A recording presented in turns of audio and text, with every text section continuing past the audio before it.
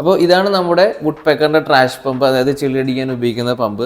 മറ്റുള്ള പമ്പുകളിൽ നിന്ന് ഈ ഒരു പമ്പിനെ ട്രാഷ് പമ്പ് എന്ന് വിളിക്കാനുള്ള കാര്യം അതിന്റെ ഇമ്പലർ തന്നെയാണ്. ഞാൻ ആ ഇമ്പലർ ഇപ്പോൾ കാണിച്ചു തരാം. ഇതാണ് ട്രാഷ് പമ്പിന്റെ ഇമ്പലർ. ഇതാണ് ഒരു സാധാ 3 ഇഞ്ച് പമ്പിന്റെ ഇമ്പലർ. അപ്പോൾ നമുക്ക് ഈ കാണുന്ന ഒരു ഗേജ് വെച്ചാൽ തന്നെ നമുക്ക് മനസ്സിലാവും ഈ ഒരു ട്രാഷ് പമ്പിന്റെ ഇമ്പലറിന്റെ ഉപയോഗം എന്താണെന്ന്. അതുപോലെ തന്നെ ഈ ഒരു പമ്പിന്റെ മറ്റൊരു പ്രത്യേകത എന്ന് വെച്ചാൽ ഇത് ട്രാഷ് പമ്പ് ആയതുകൊണ്ട് തന്നെ ചെളിയൊക്കെ ഇവിടെ അല്ലെങ്കിൽ ചെളിയോ ഒരു മടലോ അങ്ങനെ എന്തെങ്കിലും ഒരു സോളിഡ് ആയിട്ടൊരു ഐറ്റം ഇതിൽ കയറി സ്റ്റക്ക് ആവാനുള്ള സാധ്യത ഭയങ്കര കൂടുതലാണ്. അപ്പോൾ നമുക്കതൊരു ഈസി ആയിട്ട് റിമൂവ് ചെയ്യാൻ വേണ്ടിയുള്ള ഒരു മെത്തേഡാണ് ഇത്. അതായത് ബാക്കിയുള്ള പമ്പുകളിൽ നമ്മൾ നട്ട് വെച്ച് ഊരണമെന്നുണ്ടെങ്കിൽ ഇതൊരു ടീ ബോൾട്ട് ആണ്. നമുക്ക് ഇതുപോലത്തെ കയ്യിൽ തിരിച്ച് നമുക്ക് ഊരിയെടുക്കാം. ഈ ഒരു 6 ബോൾട്ട് ഊരിയാൽ ഈ കവർ ഊരി നമുക്ക് എന്തെങ്കിലും വേസ്റ്റ് ആണെങ്കിൽ അത് എടുത്ത് മാറ്റിയിട്ട് തിരിച്ച് നമുക്ക് ലോക്ക് ചെയ്യാം. പിന്നെ ഇതൊരു സെൽഫ് ഫ്രൈമിംഗ് പമ്പാണ്.